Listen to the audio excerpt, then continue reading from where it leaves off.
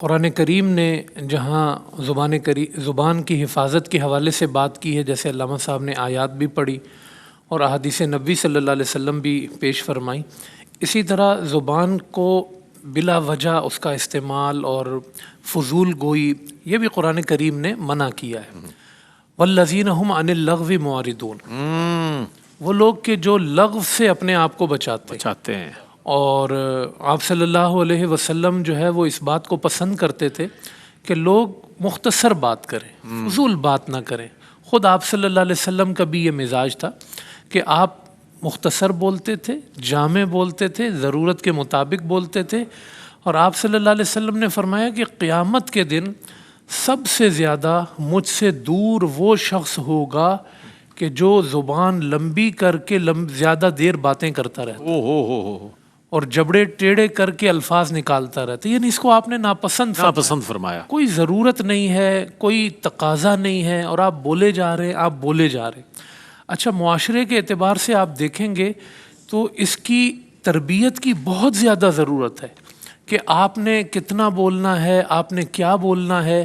یہ ایک فن بھی ہے جس کو آپ صلی اللہ علیہ وسلم نے کہیں یہ اشارہ کیا کہ من سمت نجا، خاموشی میں نجات ہوتی ہے۔ کہیں آپ نے یہ فرمایا کہ آپ کو اگر بولنا ہے تو خیر کی بات بولو ورنہ خاموش رہو۔ آپ صلی اللہ علیہ وسلم نے اس طرف بڑی تربیت فرما دی ہے۔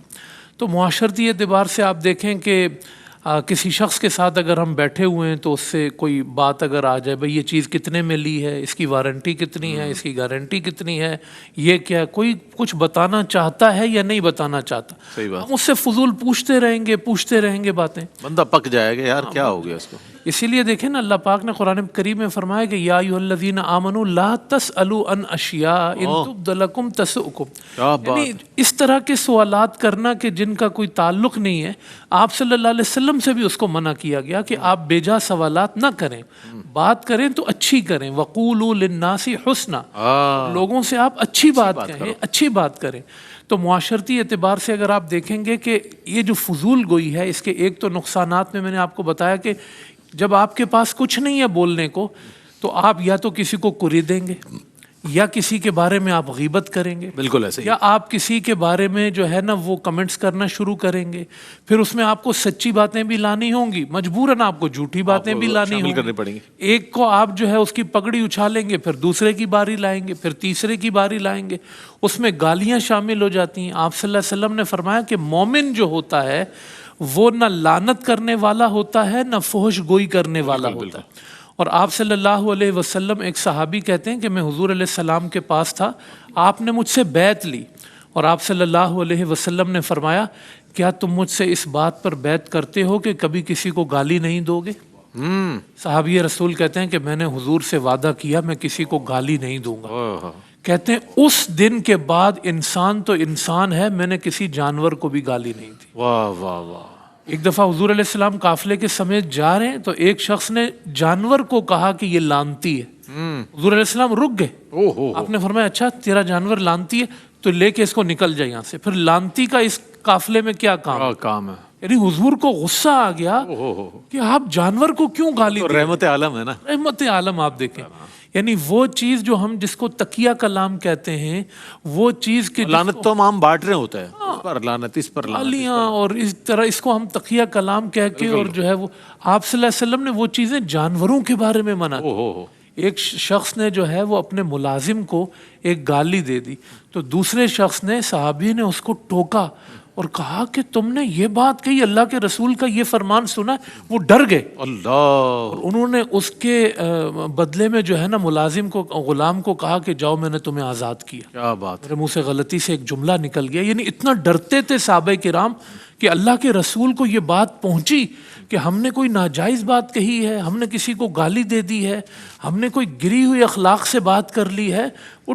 اتنا آپ صلی اللہ علیہ وسلم اس پر نظر رکھتے تھے کہ کسی شخص نے کوئی غلط بات تو نہیں کہی، کسی نے کوئی ناجائز بات تو نہیں کہی، کسی نے گالی تو نہیں دی۔ یہ آپ صلی اللہ علیہ وسلم کے سکھائے ہوئے اخلاق میں سے ایک بہت ہی زیادہ اہم چیز۔ اچھا علامہ صاحب، دوسرے حصے کی طرف آ جاتے ہیں سوال کے کہ بد زبانی کے دنیاوی اور اخروی نقصانات جو ہے۔ جی بالکل، اس کے ضمن میں یہ ساری چیزیں آپ دیکھیں نا کہ اس میں جب انسان جو ہے نا وہ اس بد زبانی کی طرف جاتا ہے تو سب سے پہلے اس کی عزت تار تار ہوتی ہے، معاشرے کے اندر جو بھی آدمی بیٹھے گا بولے گا کہ بھائی اس سے تو کوئی راز کی بات نہیں کرنا، اس کی عادت ہے چپر چپر کرنے کی، اس کا اعتبار اٹھ جاتا ہے، اس کا اعتبار اٹھ جاتا ہے، اس کی عزت تار تار ہو جاتی ہے۔